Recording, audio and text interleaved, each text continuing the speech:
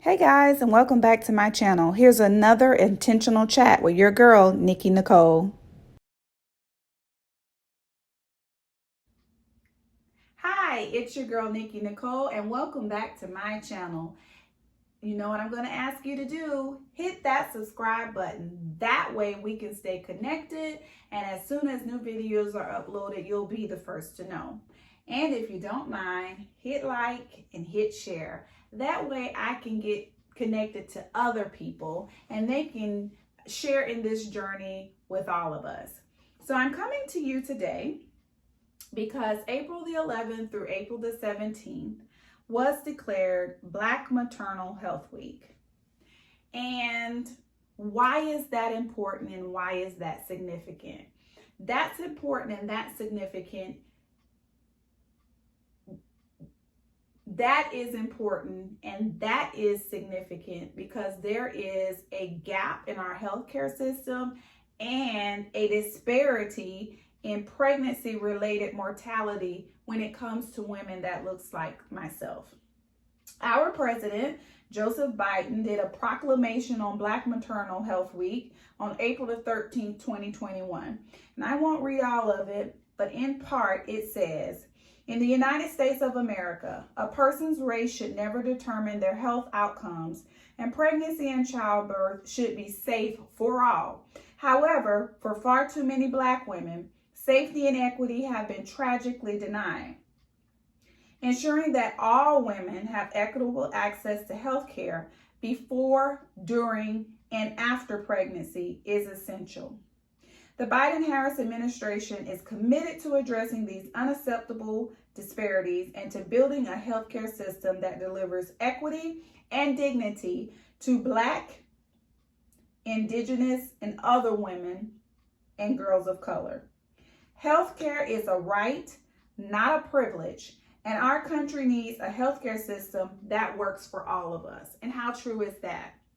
It is very sad that Black women, according to the CDC, are 3 times more likely than Hispanic women and 2.5 times more likely than white women to die from causes linked to pregnancy. And it doesn't matter the age. It doesn't matter the economical status. College degree women, there have been physicians that have died shortly after giving childbirth, lawyers,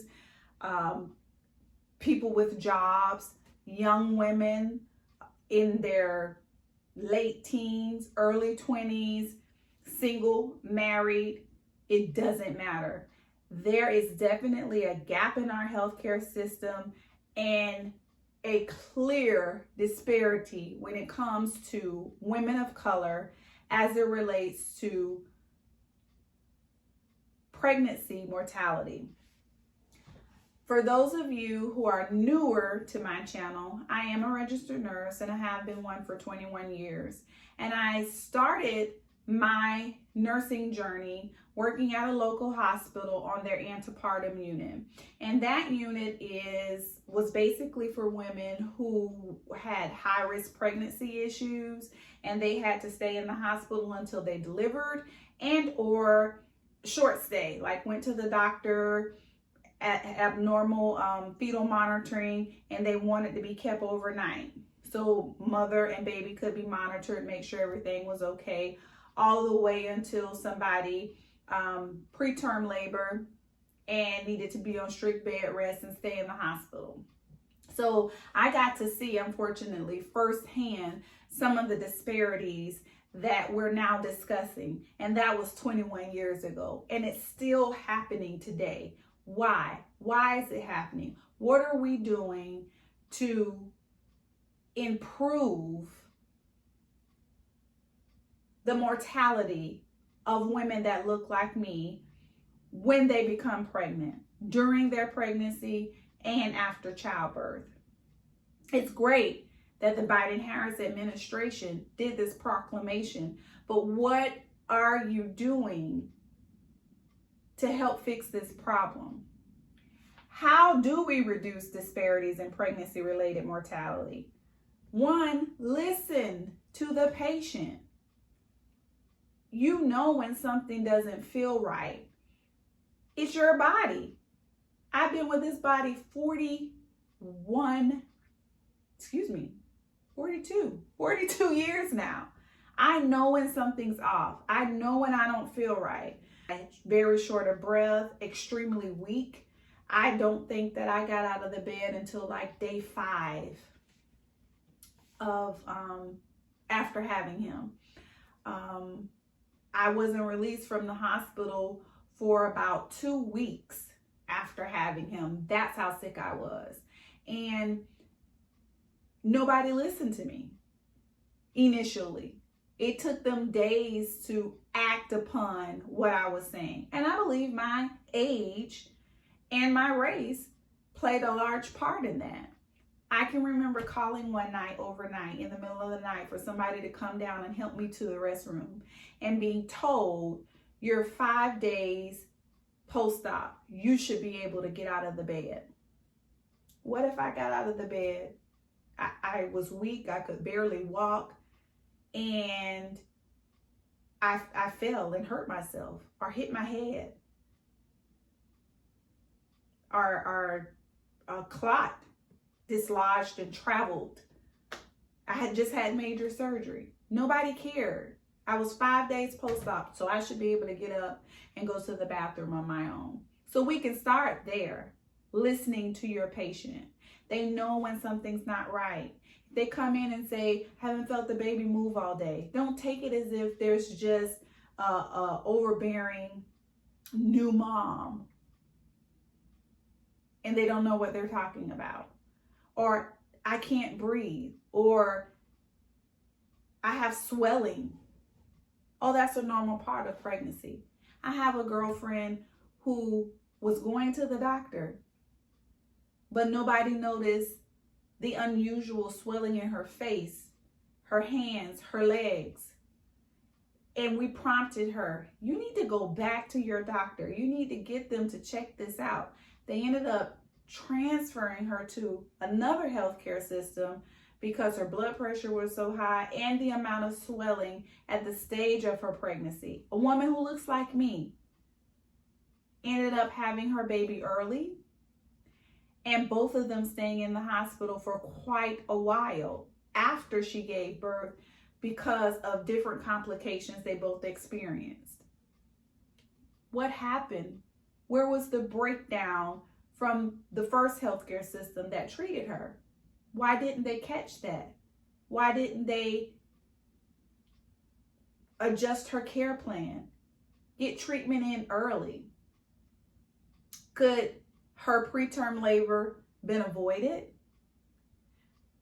Could the surgery that she had to have after having her son by cesarean been avoided? The blood loss that she had, the troubles with her blood pressure, could all of that been avoided had they listened earlier?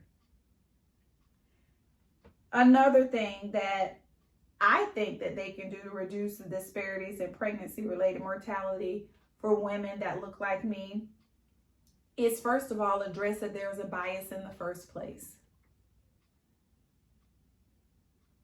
Racism is a difficult conversation for those that don't experience it. But we have to have the difficult conversations. We have to be uncomfortable if we're ever going to fix those problems that people that look like me face on a daily basis. Also, quality improvement initiatives in those hospital systems that may be in underserved communities. Just like the proclamation I read, everybody deserves great access to healthcare systems. Everybody does, no matter your race, your gender, your religion. We all deserve an equal playing field. And that's the only way that we'll be able to close some of these gaps. My second son, I was 37, 38 when I became pregnant with him. And it really, really touched me. A news story I saw just scrolling through Instagram one day. And I saw a lady, a Black lady. And it was a picture of her pregnant, but she had like a faded illustration of angel wings on her. So it immediately piqued my interest. Clicked on, find out what happened. And in reading the story, she passed away shortly after giving birth to her child. We were the same age, oddly enough, born in the same month, both pregnant with boys. And I thought to myself, wow, here is a woman settled in her career, health insurance, access to the best hospitals, right? You would think. And still didn't make it home from the hospital with the child that she gave birth to. I don't know what happened.